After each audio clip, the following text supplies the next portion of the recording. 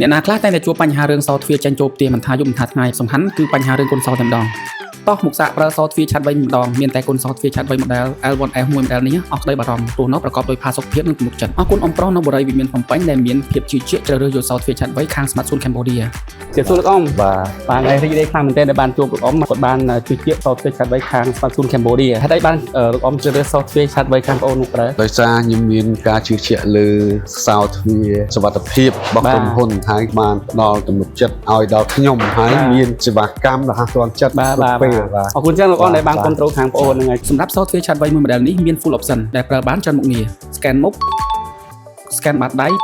ប្រើលេខកូដសម្ងាត់មុខងារ scan ក្រយៅដៃ scan កាត់គុណសោចាក់